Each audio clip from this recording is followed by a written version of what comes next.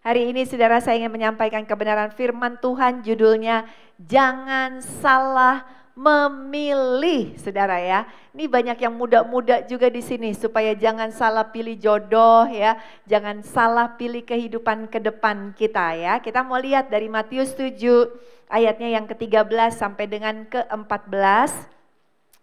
Dan saya selalu senang ngajak jemaat untuk ikut baca sama-sama. Saudara udah makan siang belum? Udah ya, kebanyakan jawab udah ya.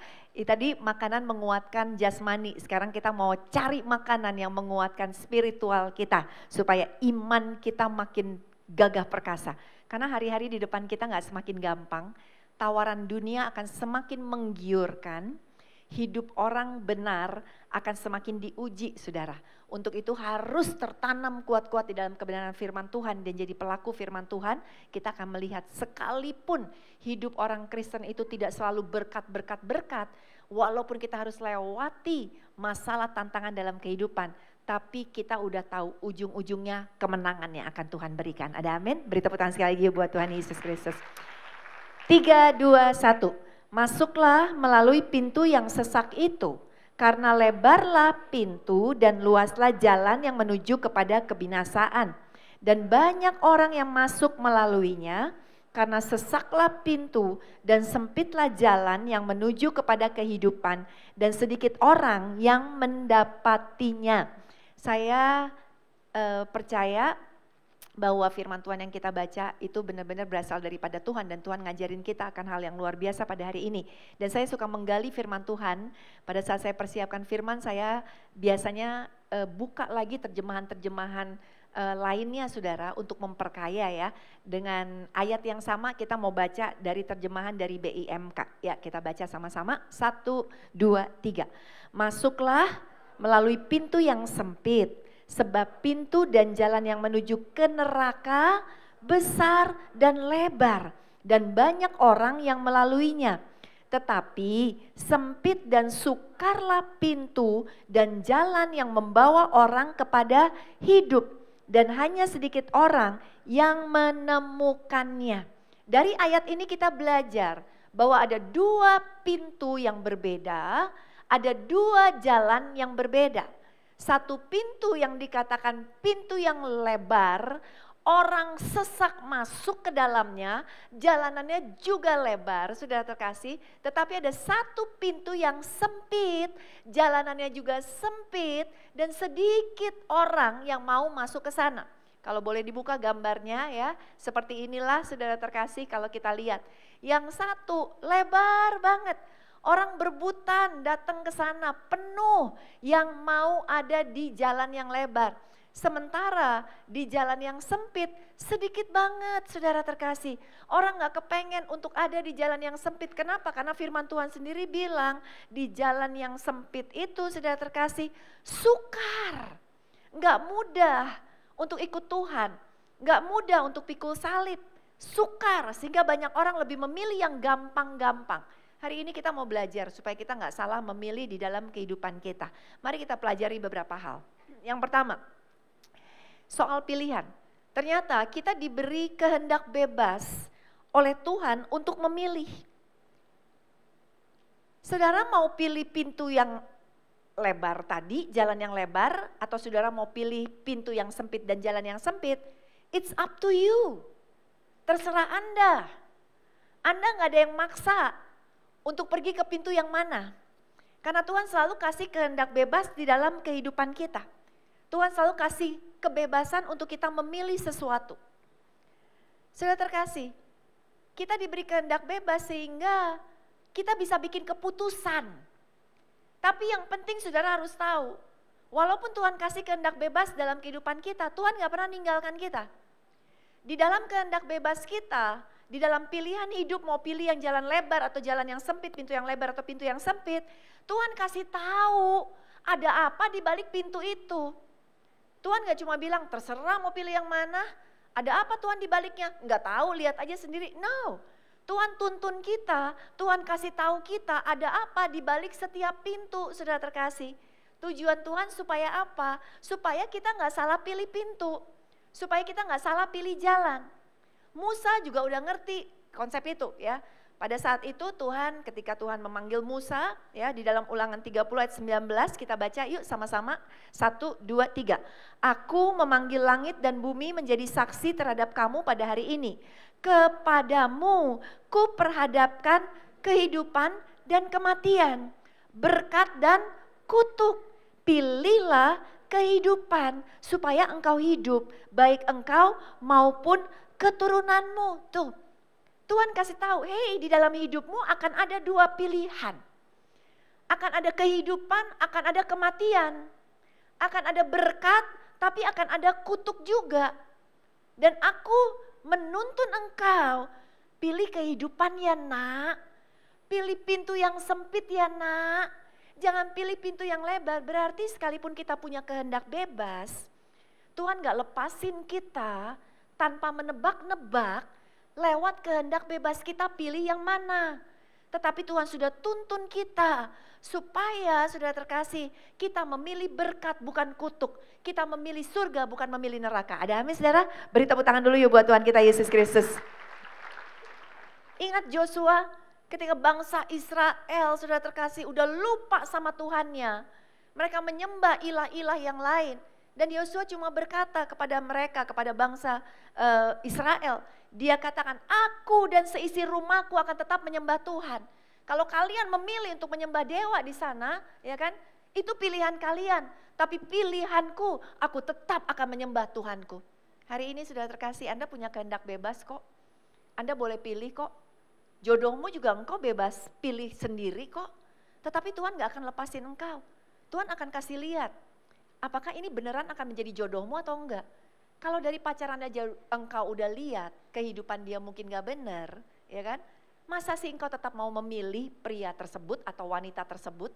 Tuhan akan tuntun, Tuhan akan bukakan segala kebohongan, segala yang diumpetin oleh pasangan hidupmu. Untuk itu, saudara gak tinggalin kita, saudara, kita diberikan oleh Tuhan yang namanya Roh Kudus. Roh Kudus itu roh penolong. Apakah kita udah aktifkan Roh Kudus? Pada setiap kita ada di persimpangan jalan untuk memilih jalan yang mana, saudara harus tanya sama Roh Kudus.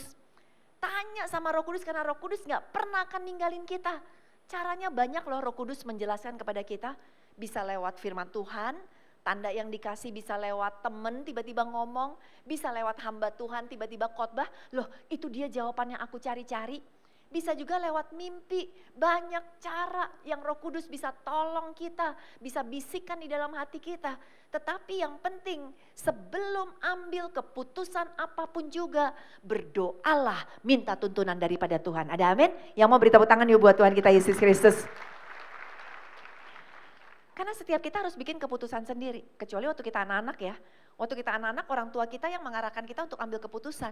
Tapi pada saat engkau dewasa, engkau harus ngambil keputusan sendiri. Saya punya 3 orang anak, saya udah sering cerita ya, Rachel, Jacob, sama EJ. Kalau yang namanya Rachel saya ingat sekali, dia waktu itu pun masih bingung dengan pilihan kuliahnya mau di mana. Dari sejak dia SD, SMP, SMA, masih berubah-ubah. Mau apa ya, mau apa ya, mau apa ya. Dan selalu kita arahkan doa tanya Tuhan, doa tanya Tuhan. Karena dia berpikir, oh aku pengen di manajemen ini mami, aku pengen cita-citanya jadi ini. Banyak dia kepengen kuliahnya, kayaknya semuanya pengen, semua jalur pengen dia ikutin. Aduh apa ini ya mami, aku kuliah ini aja ya. Aduh mami aku kuliah ini aja ya. Dan saya bilang tanya Tuhan. Karena Tuhan akan nuntun kamu itu ngambil jalurnya yang mana. Dan benar loh saudara, kita doa, kita minta petunjuk sama Tuhan. Tuhan gak pernah ninggalin, walaupun kita tahu yang akan ambil keputusan Rachel. Tapi Rachel butuh tuntunan Tuhan. Singkat cerita, Rachel dapat mimpi saudara. Di dalam mimpinya dia lagi pergi sama teman-temannya, ketemu persimpangan jalan. Persis banget kan lagi masalah yang dia hadapi di persimpangan jalan. Pada saat dia di dalam mimpi itu di persimpangan jalan, teman-temannya pilih jalanan yang menuju ke bawah, ada ocean, ada lautan di sana. Dan Rachel dengan adiknya Jacob memilih jalan yang naik ke atas, jalan yang berbatu-batu, jalan yang sempit. Di atas itu ada kota di sana. Dan pada saat mereka ke sana diajakin teman-temannya bilang, enggak aku mau main-main aja di pantai. Rachel jalan susah payah ke atas bukit. Sampai di atas bukit dia bisa lihat teman-temannya lagi happy-happy main di bawah. Tapi dari jauh dia bisa lihat tsunami besar datang ke arah pantai. Lalu dia teriak ke teman-temannya, kesini aja. Temennya gak ada yang denger, semua asik main di pantai. Tiba-tiba tsunami itu datang ke arah pantai dan menggulung semua teman-temannya. Masuk ke dalam lautan saudara. Dan bangun dari tidur, Rachel cuma bilang ke saya, Mami, menurut Mami ini artinya apa? Dan waktu dia ceritakan saya bilang, kamu tahu artinya apa? Dan Rachel bilang, iya Mami aku tahu ini dari Tuhan. Ini dari Roh Kudus. Roh Kudus nuntun aku untuk menentukan jurusanku. Karena aku bingung antara sekuler atau aku ngambil sekolah teologi. Tapi sekarang aku udah mantep, Tuhan mau aku ambil sekolah teologi. Dan akhirnya sudah terkasih, dia berhasil masuk ke sekolah teologi, bahkan kerinduannya untuk terus ada di dalam pelayanan ya.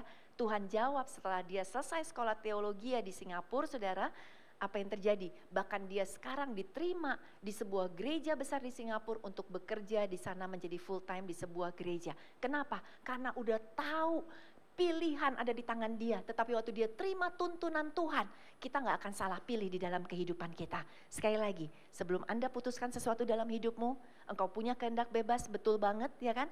Tetapi terus bekerja samalah dengan Roh Kudus, tanya Roh Kudus, sehingga pilihanmu bukan pilihan yang salah. Ada amin saudara? Beri tepuk tangan yuk buat Tuhan kita Yesus Kristus. Yang kedua, soal pilihan. Pilihan kita akan menentukan destinasi kita. Kalau Anda memilih jalan yang sempit, Anda akan tahu destinasimu akan ketemu dengan Tuhan di surga. Kalau Anda memilih jalan yang lebar, jalan yang sesek banget, kenapa sesek? Orang berebutan menjadi sama seperti dunia saudara. Tetapi Anda pun tahu destinasimu tidak akan ketemu dengan Tuhan. Tetapi destinasimu mungkin akan ada berakhir di neraka saudara. Jadi apapun pilihan kita hari ini akan menentukan destinasi kita. Termasuk saudara dalam kehidupan kita sehari-hari. Buat yang udah menikah, saya gak tahu Anda udah menikah berapa tahun ya. Mungkin Anda menikah udah ada yang 10 tahun, ada yang 15 tahun, ada yang 5 tahun. Hari ini usia pernikahanmu mungkin 20 tahun. Itu adalah hasil keputusanmu dari 20 tahun yang lalu untuk menikahi ini pria atau menikahi ini wanita. Karena setiap kita mengambil keputusan selalu ada resiko tujuan yang akan kita raih di dalam kehidupan. Jadi saudara terkasih, kalau kita tahu setiap keputusan kita akan membawa kita ke sebuah destinasi. Destinasi yang Anda pilih apa? Apa yang kau inginkan? Engkau ingin keluarga bahagia? Mulailah mengambil keputusan yang tepat untuk menuju kepada keluarga bahagia. Engkau menginginkan hidupmu, imanmu semakin bertumbuh, ambil destinasi, ambil keputusan yang tepat hari ini untuk terus berjalan, mengikuti kebenaran firman Tuhan, ada di dalam gereja, ikut core, bertumbuh di dalam kelompok sel, saudara terkasih. Karena imanmu bisa bertumbuh dan engkau akan mencapai kepada destinasimu. Dalam kehidupan saudara, kita tuh gak lepas ya, ketika kita bikin keputusan, kita menentukan pilihan kehidupan kita, ingat ya, yang dilihat itu masa depan ya. Apa yang akan terjadi jika aku mengambil keputusan ini? Karena pasti akan mencapai kepada destinasi. Tapi banyak kita sayang sekali. Kehidupan kita hari ini ternyata ditentukan oleh keputusan yang salah di masa lalu. Banyak kita hari ini adalah orang-orang yang hidupnya ada di dalam luka dan kepahitan. Kita gak bisa menghindari orang melukai kita. Kita gak bisa menghindari orang jahat sama kita. Tetapi engkau yang bikin keputusan. Apakah keputusanmu ketika engkau dijahati 5 tahun yang lalu, keputusanmu adalah tidak mengampuni orang tersebut, maka destinasimu hari ini pasti engkau akan luka. Engkau menjadi orang yang bitter.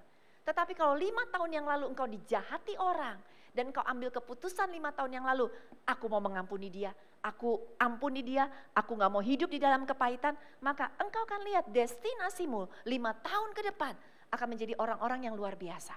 Sekali lagi pilihan menentukan kehidupan. Selama kita hidup, kita pasti akan ketemu kok dengan orang-orang yang ngejahatin kita. Kita akan ketemu dengan yang namanya terluka saudara. Tetapi serahkan luka kita ke dalam tangan Tuhan. Karena ketika kita terluka, Tuhan bisa pakai luka kita saudara terkasih. Untuk membuat kita justru semakin bertumbuh. Tuhan pakai luka kita saudara terkasih. Untuk menjadi satu kesaksian yang indah luar biasa. Jadi hari ini saudara jangan mau hidup dengan destinasi luka. Kalau Anda dilukai, apapun jenis lukanya, hari ini ambil keputusan. Yes, hari ini aku dilukai, tetapi lukaku tidak akan menjadi tujuanku. Kesembuhan adalah tujuanku, pemulihan adalah tujuanku, kemenangan adalah tujuanku. Ada amin saudara? Yang mau beri tepuk tangan yuk buat Tuhan kita Yesus Kristus. Ada ya pepatah yang berkata, sometimes you need short term pain for long term gain. Ya, ini artinya apa? Banyak kita sulit untuk mengampuni, banyak kita sulit untuk menyelesaikan masalah. Bahkan kita pikir, aduh capek deh nyelesain masalah, menghadapi masalah capek. Saudara, tetapi bersakit-sakitlah sekarang. Kita akan bersenang-senang, kemudian masuk kepada destinasi yang benar dalam kehidupan. Jadi buat hari ini, yang masih punya luka hati, yang hari ini, yang masih punya pergumulan, ingat ya, keputusan kita hari ini pun akan menjadi tujuan kita ke depan. Saya nggak tahu hari ini mungkin setiap kita punya destinasi pasti. Setiap kita pasti gini, aduh Tuhan aku pengen punya keluarga bahagia, aduh Tuhan aku pengen menikah. Umur 25 pokoknya harus menikah, ya kan? Pokoknya aku harus jadi istri atau aku harus jadi suami, segala macam. Udah bagus menentukan destinasi yang benar, saudara terkasih. Tetapi balik lagi kita nggak akan mencapai kepada destinasi tersebut kalau hari ini kita bikin keputusan yang salah. Kalau engkau pengen rumah tangga yang berbahagia, saya lihat banyak orang-orang muda, ya, anak-anak muda di tempat ini, dewasa muda di tempat ini, mungkin masih banyak yang single, mungkin masih banyak yang mengharapkan jodoh. Ya, ada nggak ya? Nggak usah tunjuk tangan deh. Boleh deh tunjuk tangan, siapa tahu yang sama-sama tunjuk tangan jadi berjodoh, saudara terkasih. Pria dan wanita ya. Singkat cerita saudara, ingat, tapi keputusan kita hari ini akan menentukan kita akan menjadi keluarga bahagia atau enggak. Saya menangani konseling seorang pacaran, yang dari pacaran dia sudah di KDRT sama pacarnya. Lalu kami of course sarankan, ya, hold dulu, tahan dulu. Kalau dia belum berubah, kamu jangan pernah berpikir orang akan berubah dengan mudah. Pernikahan gak akan merubah seseorang. Pernikahan gak akan merubah KDRT terjadi. Singkat cerita, sudah terkasih, dikonselingin segala macam, ya. Dan pria bilang, iya saya cuma gak bisa nahan emosi aja. Sebenarnya saya sayang banget sama dia.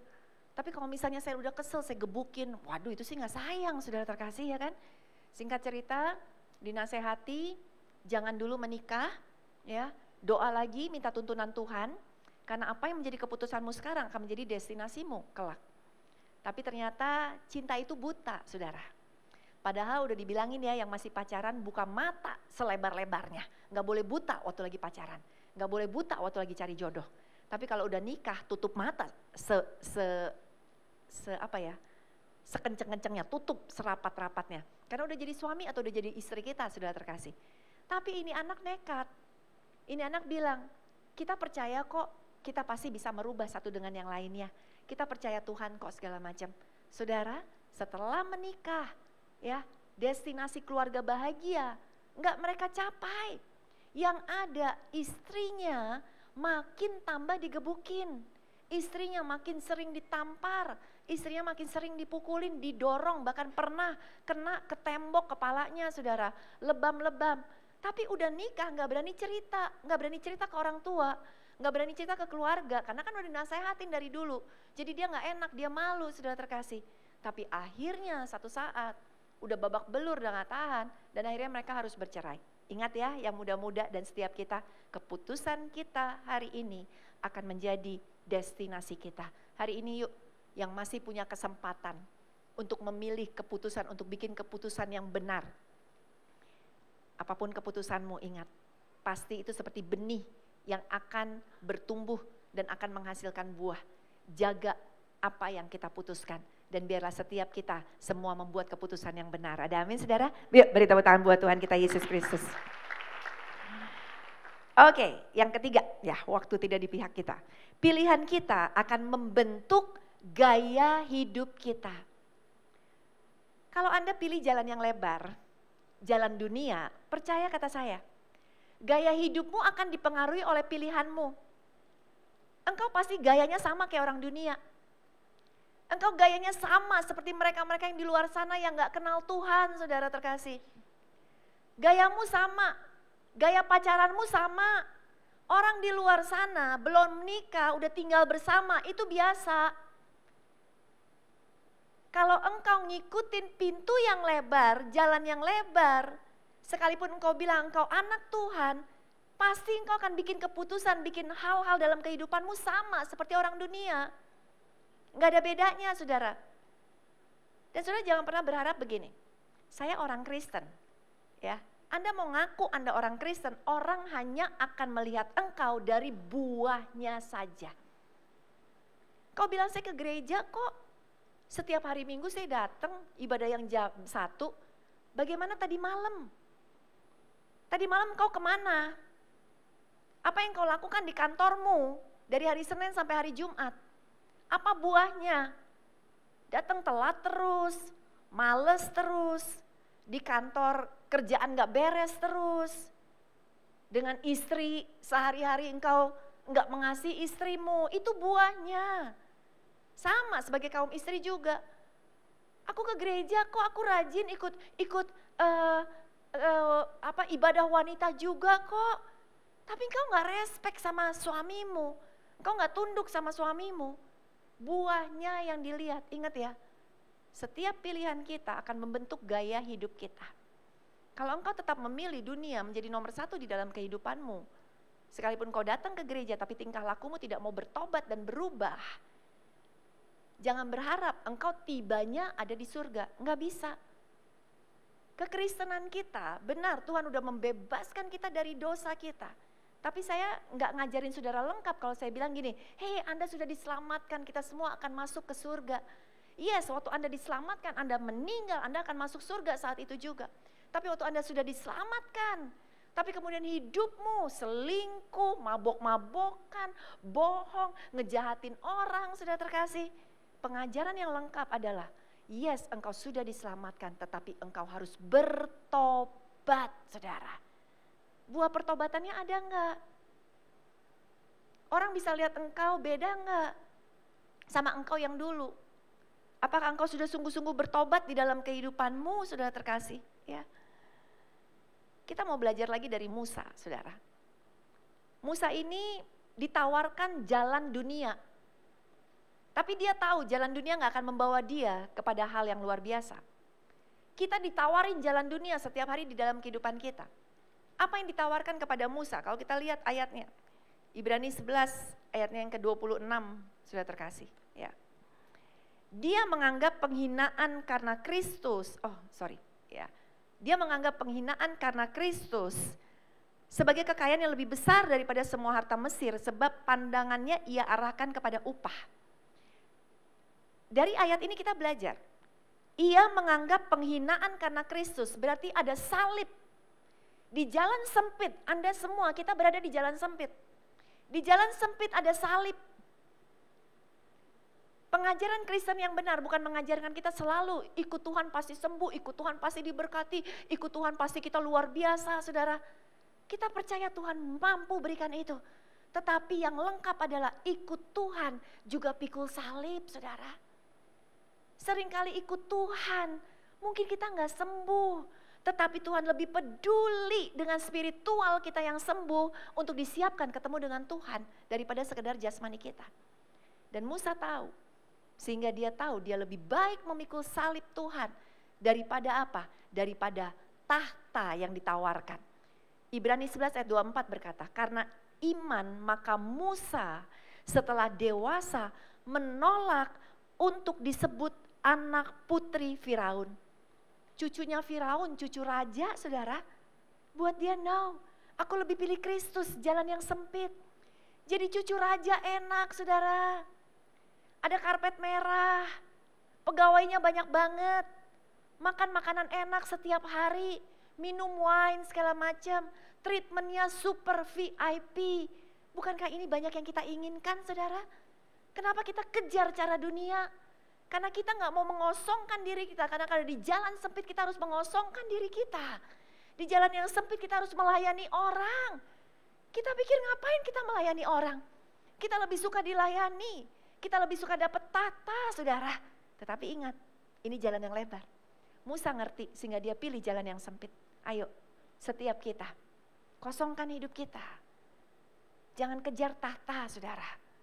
Kenapa? Tahta sementara.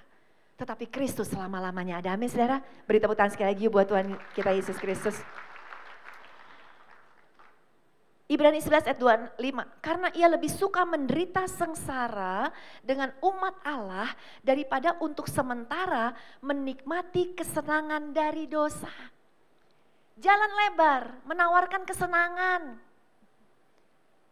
It's okay mabok, it's okay narkoba, it's okay tidur sama macem-macem cewek, it's okay pijet plus, saudara. It's okay judi online. It's okay nipu orang, ya kan? Yang penting kita senang. Musa tahu itu.